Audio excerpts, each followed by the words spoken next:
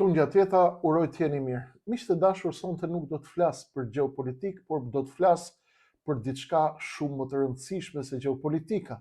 Diçka që është mbi pushtetin, mbi politikën, mbi mekanizmat shtetëror të kontrollit dhe të ruajtjes. Liderët botror e gjithë Amerika është përfshirë sot në debatin e madh Donald Trump tek dosjet e Epstein. Ju e dini kush është Epstein, është personazhi pervers i cili u gjendi vrar, e vran në burg, i cili ishte në burg sepse kishte krijuar një ishull ku kryheshin aktivitete seksuale, orgji me aktivitete pedofilie dhe të gjitha llojet e perversiteteve të botës, nëpërmjet të cilave aktivitete nëpërmjet të cilave shërbimet sekrete sigurisht krijonin dosje për politikanë të mëdhej, për njerëz të mëdhej nëpërmjet të cilat i shantazhonin ata. Unë do të flas pak sonte për psikologjinë e epshit dhe të kontrollit global. Është një debat shumë i madh sot. Ne jemi njerëz të cilët pothuajse bëjmë moral çdo ditë. A jemi ne imun nga të gjitha këto? Po të shkojmë tek majat e pushtetit, çfarë ndodh atje? Çfarë ndodh pas dyerve? Çfarë ndodh pas perdeve të errta?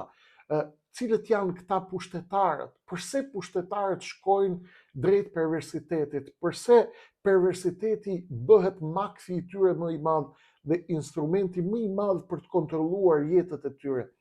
Pak rëndësi ka nëse ka qenë Trump apo nuk ka qenë Trump, nëse ka dalë ai tek dosjet e Epsteinit apo jo. Kemi dy botë, botën perëndimore dhe botën e lindjes.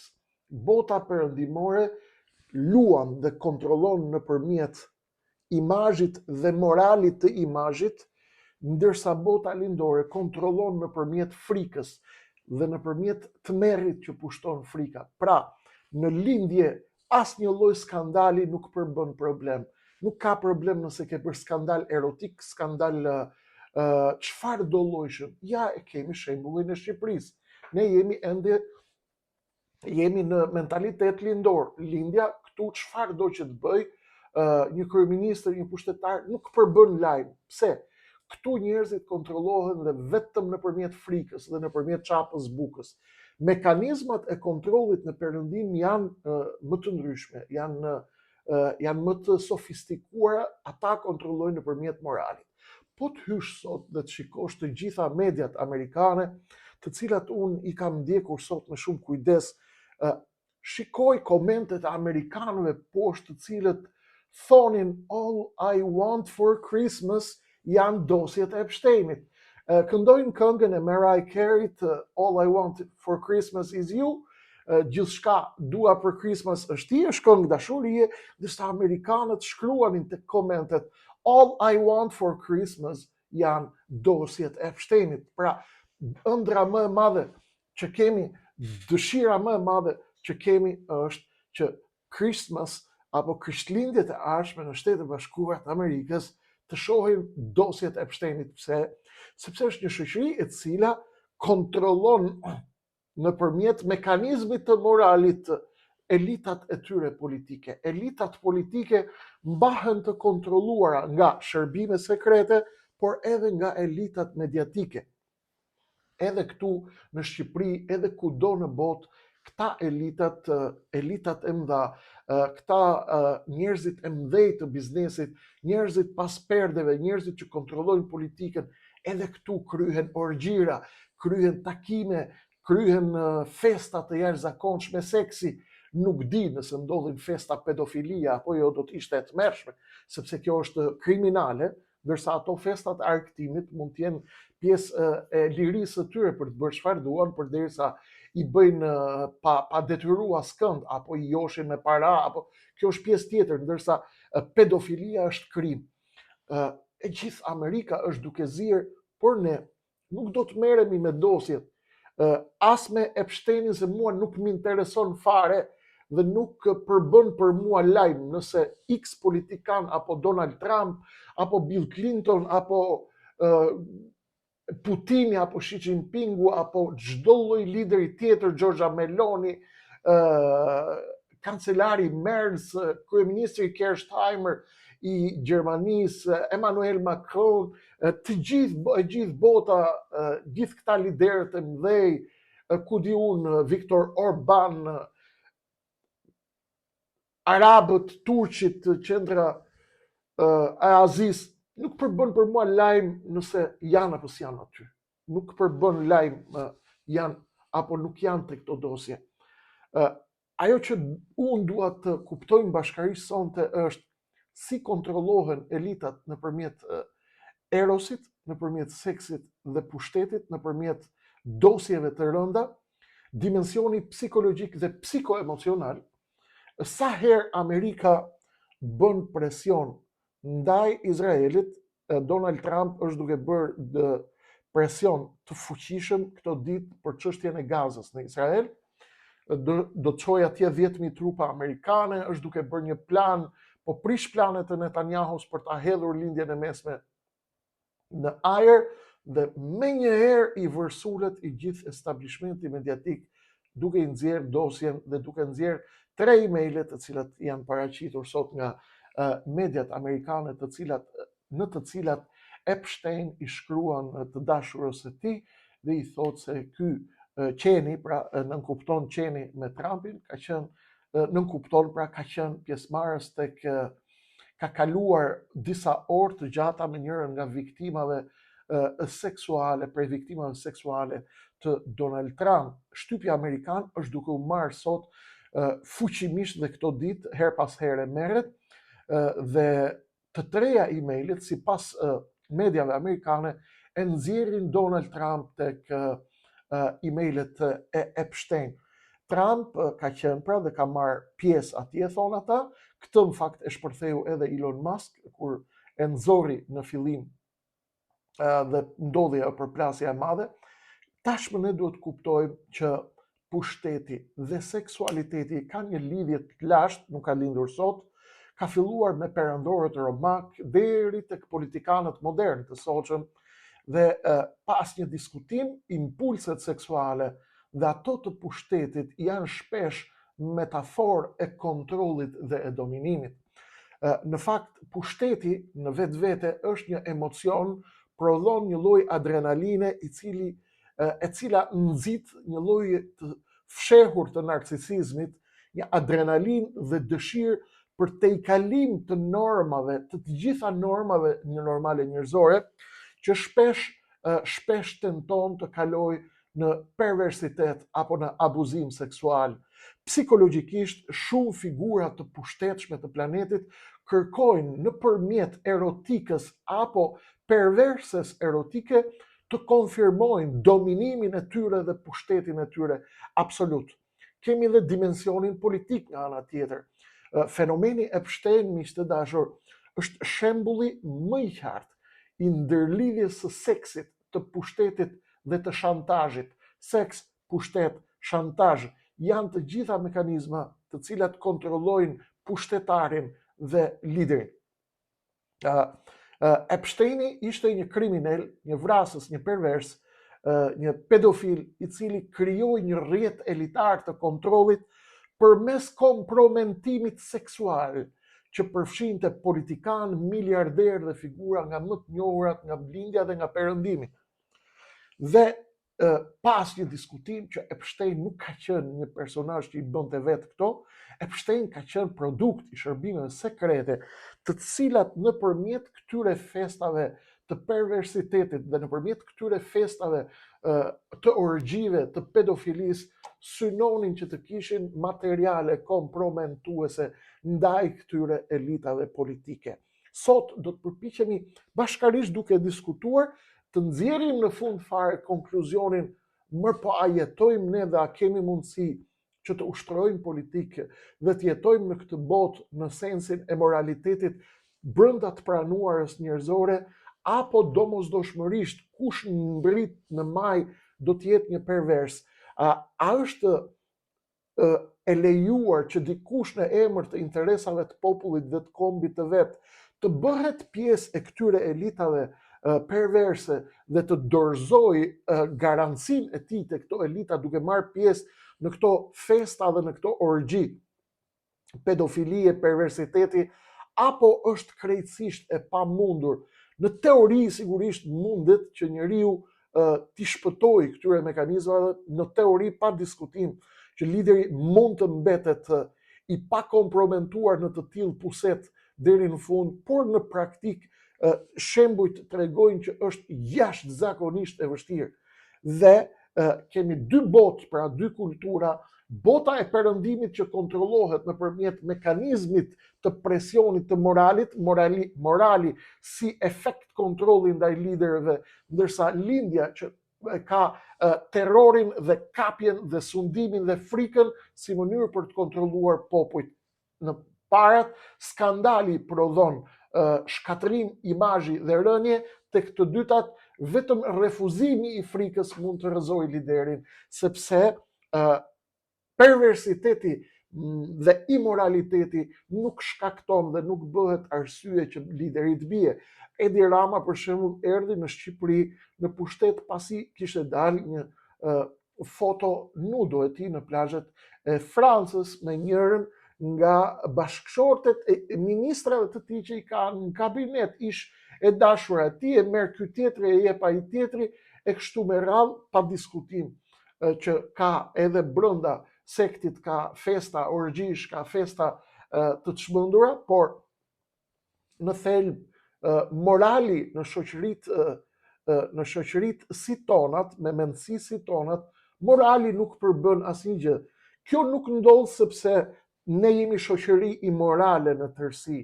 Kjo nuk ndodh sepse ne jemi shoqëri perverse në thelb. Kjo ndodh sepse immoraliteti dhe perversiteti në thelb tek ne nuk shkakton një tërmet psikoemocional që të na detyrojë të ngrihemi në revolt dhe të lexojmë dhe të rrëzojmë liderin pervers.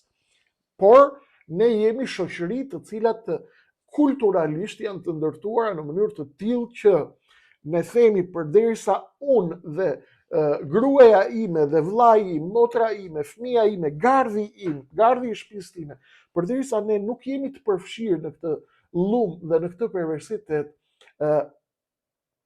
i raftë qameti se çfarë bëhet për jashtë.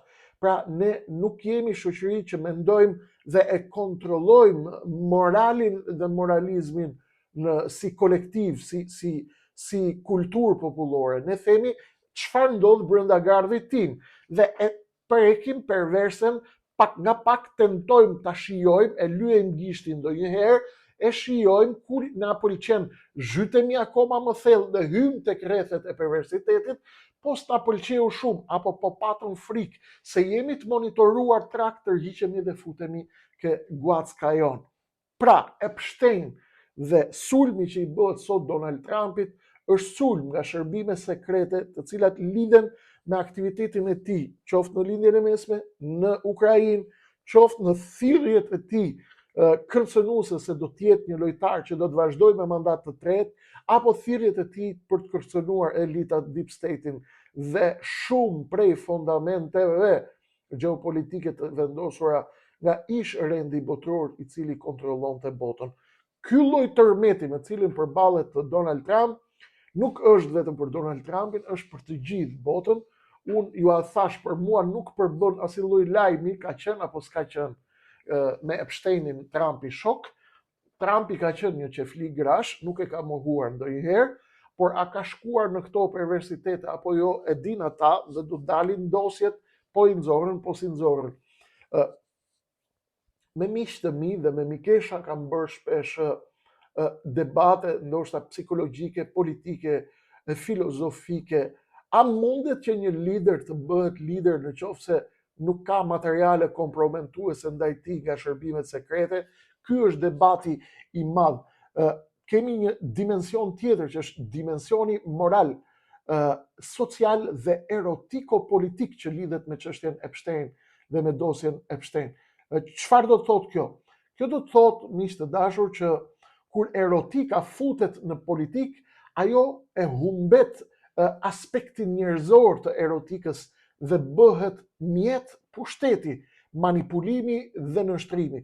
Dhe kjo shpjegon më së qartë, më qartësisht se kur pse në shumë skandale të mëdha, nga Lolita Express tek aferat e shtetit e liderëve të shtetit, pra fshihet jo thjesht epshi, jo thjesht erotika, jo thjesht seksualiteti, por fshihet mekanizmi i vërtet i kontrollit.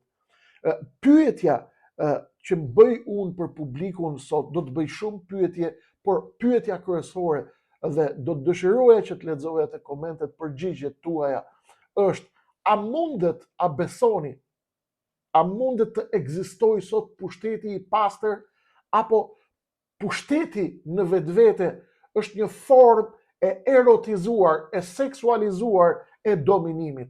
Kush ka një përgjigje, le ta jap, do t'ju dëgjoja me kurreshtje, dhe unë sigurisht nëpërmjet përgjigjeve tuaja shikoj edhe natyrën e njerëzve me të cilët jam duke bashkëbiseduar, sepse shumë prej njerëzve unë nuk ju njoh ju më njihni, ky është favori juaj dhe është disfavori im, ju më shihni pa lënë gjurmë, ju më shihni në batanie, në dhomë, duke pirë diçka, duke ngrënë diçka, ndoshta s'lini asnjëherë asnjë koment, nuk lini gjurmë, më ndiqni me kujdes, bëni analizën e fytyrës time, të emocioneve të mia, të sjelljeve të mia, të deklaratave të mia, analizoni psikologjinë time, emocionin tim, analizoni me qetësi sjelljet e mia, analizoni me qetësi my body language, apo atë që quhet gjuha e trupit, kurse unë nuk e kam këtë favor, sepse unë nuk e ju njoh. Ju, pas diskutim që ju jeni shumë, jeni me mira pas ekranit, por komentet, një pjesë e komenteve më ndihmojnë që unë të kuptoj llojin e njerëzve që janë pas ekranit, që janë pas lentes përballë të cilës unë regjistroj dhe kaloj tek ju mendimet e mia. Njeriu është një qenie që kërkon pushtet, miq të dashur, dhe pushteti në thelbin e tij kërkon njeriu. Është një marrëdhënie e dyzuar. Po çfarë ndodh kur forca politike dhe forca erotike takohen në të njëjtin trup? Shpesh forca politike dhe forca e pushtetit takohen në të njëjtin trup, në të njëjtin mendim, në të njëjtin korridor të errët të botës.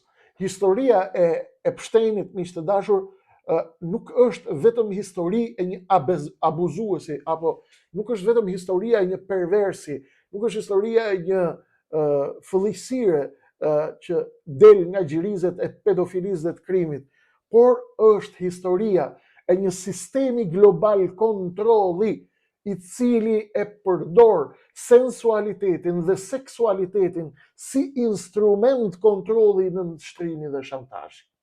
Kuptuam? Pra, në korridoret e pushtetit në Washington, në Londër, në Bruxelles, e deri tek vilat e fshehta në Karaibe, politika në thelbin e saj ka një anë që s'duhet parë me sytë e moralit publik, por duhet parë me syrin e psikologjisë së dominimit. Kjo është loja, kjo është energjia, ky është pushteti më i fuqishëm në planet. Erotika dhe pushteti janë motër e vlla, janë të ngjizura, prodhojnë energji atomike që i japin njeriut adrenalin dhe e vën atë në kërkim të spamundurës dhe her pas here në kërkim të perverses, si te i kalim i linjave të lejuara për arsye të supremacisë në pushtet. Në korridoret e fshehta të politikës këto janë të pranishme, por edhe tek njerëzit e thjeshtë, të cilët shpesh nuk mund të jenë të pushtetshëm, por në privatësinë e tyre e ushtrojnë perversitetin e tyre, por bëjnë shumë kujdes që askush tjetër të mos ja shoh këtë anë perverte, askush tjetër të mos ja shoh këtë pjesë të cilën ata e kanë vetëm mes tyre dhe vetes tyre, dhe kanë turp t'ja shoh një pjesë tjetër e njerëzve. Ne sot, të nderuar miq, tentuam të hymë në këtë korridor të ndaluar, pra, aty ku pushteti takon me erotikën dhe ku influenca kthehet në shantazh dhe ku perversiteti bëhet monedhë për mbijetesën politike. Dhe kjo është saktësisht ajo që është duke ndodhur sot në Amerikë, dhe kjo është saktësisht ajo që është duke ndodhur me Donald Trumpin dhe shantazhimin që po i bëhet atij. Dhe këtu lindin disa pyetje të mëdha. A është pushteti në thelb një formë erotikës? Pse pas çdo skandal seksual përfshin gjithmonë njerëzit që ndodhen në majën e sistemit? Pse s'kemi ngjuar skandale seksuale për njerëz të rëndomt apo njerëz të thjeshtë? A është fenomeni Epstein një rast i izoluar apo një strukturë e përsëritur në çdo fuqi botërore? Pyetje tjetër shumë e rëndësishme është ku mbaron joshja e pushtetit dhe ku fillon perversiteti i kontrollit ndaj tjetrit nëpërmjet epshit dhe seksualitetit. Këtu është një dilemë e madhe, të cilën e bëj unë, e bëni ju, e bëjnë njerëzit e thjeshtë.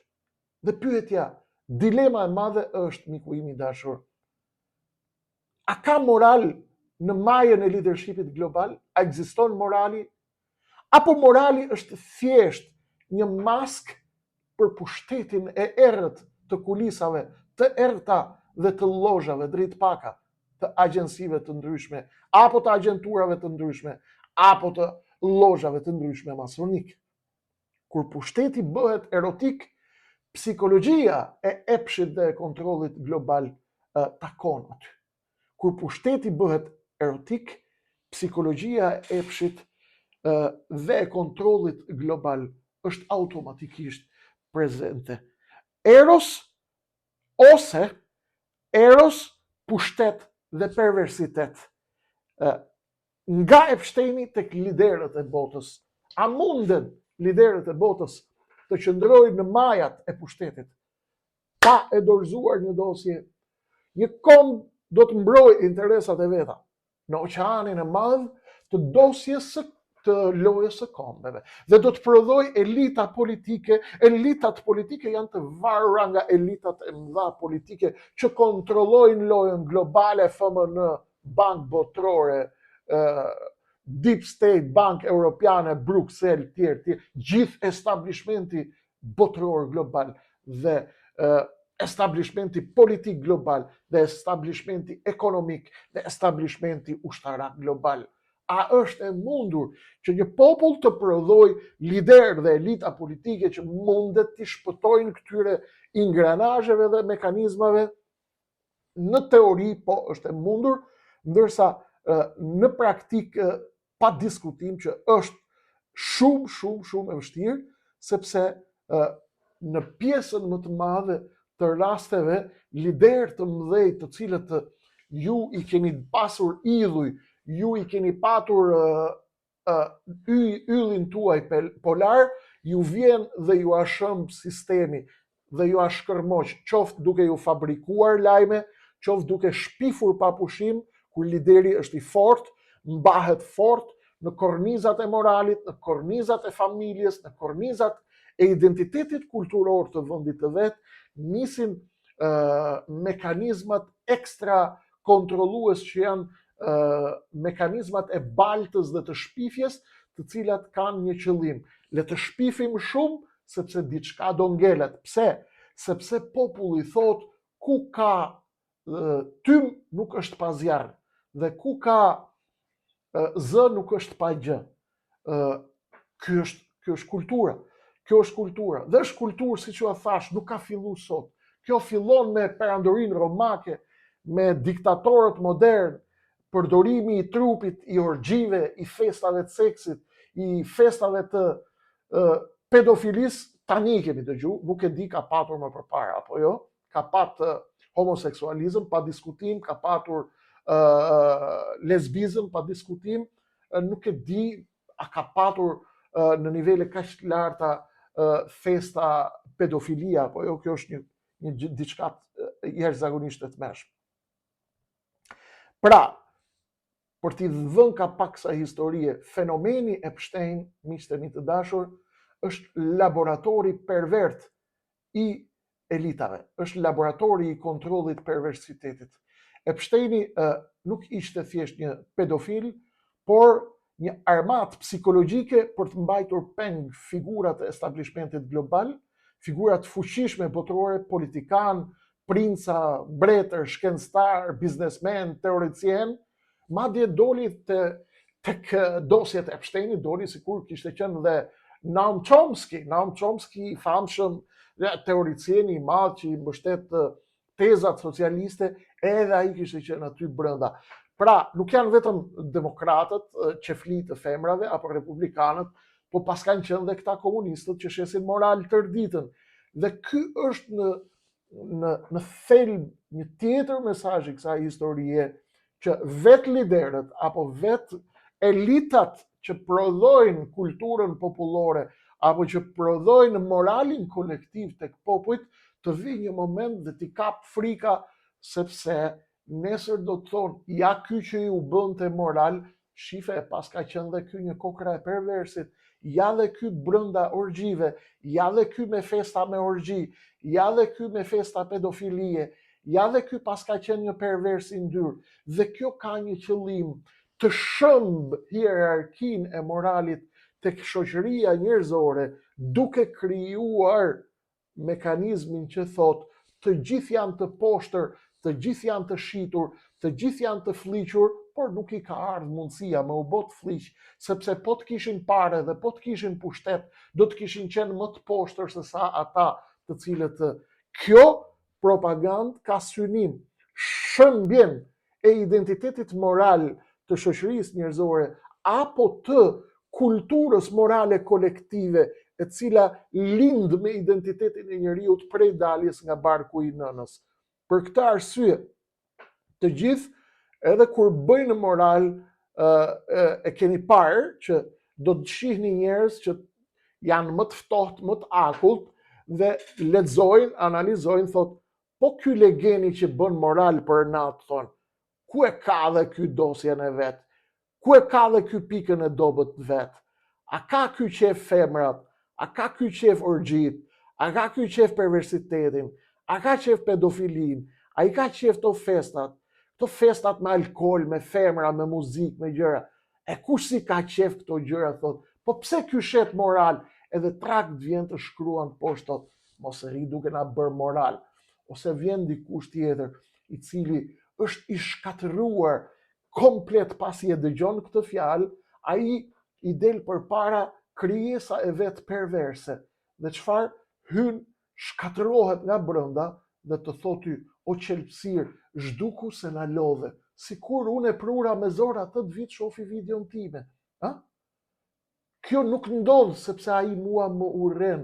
Kjo nuk ndodh sepse ai ka diçka me mua personale.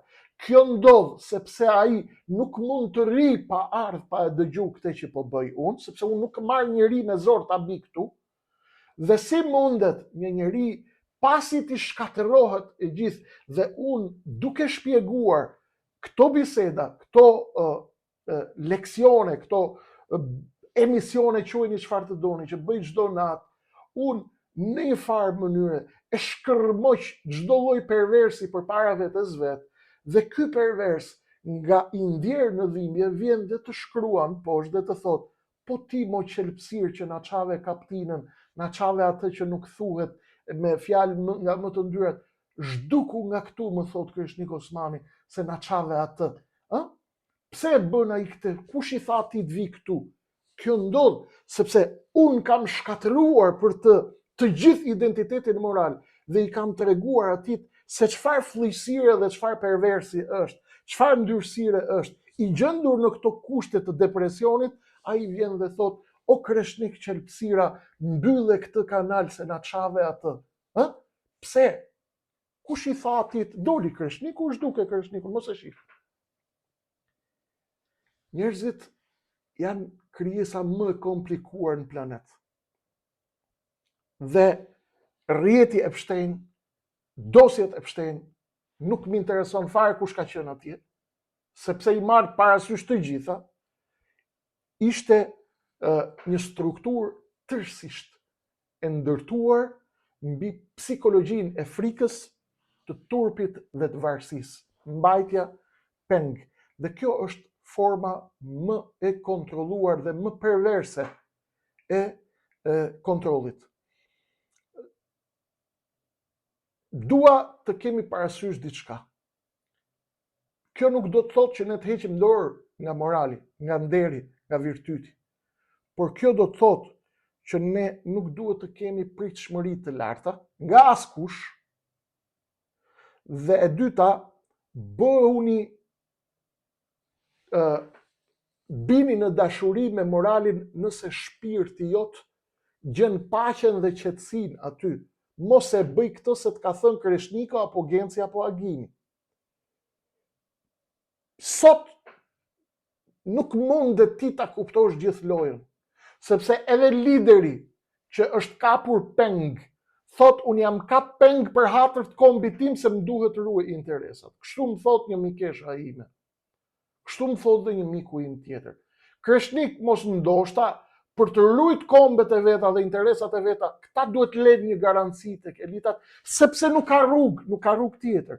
Unë këtë nuk e pranoj, sepse besoj që një njeri që hyn në këtë valle është i shëmbur dhe ka shëmbur me vete edhe pjesën tjetër të interesave të kombit vet. A mundet dikush t'i rezistoj kësaj?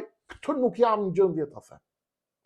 Por kur krijohen oaze, njerëzit të rinë me njerëzit që i ngjasojnë, njerëzit kanë shok ato të ngjashmit e vet, kanë shoqe të ngjashmet e veta, unë besoj që mund të bëhet një betejë deri në fund. Përfundimisht, ndoshta miqtë mi të dashur, pushteti dhe erotika janë dy anë të njëjtës monedhe. Ajo e dëshirës për të sunduar trupin, mendjen, por mbase edhe kombin. Në një botë që i ka humbur kufit midis moralit dhe epshit, miqtë mi të dashur, lind pyetja, kush e sundon kë? Njeriu e erotizon pushtetin apo pushteti e erotizon njeriu? Kaq kisha për sonte. Do të isha shumë i lumtur të gjeja përgjigjet tuaja për këtë, duke ju falenderuar për mbështetjen, për kohën tuaj të çmuar.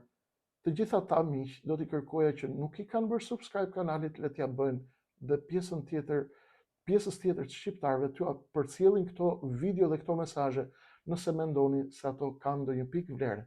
Kaq kisha për sonte, të tjera zhvillime do të ketë në vijim, por ju e dini si gjithmonë, ato vijojnë në numrin e ardhshëm.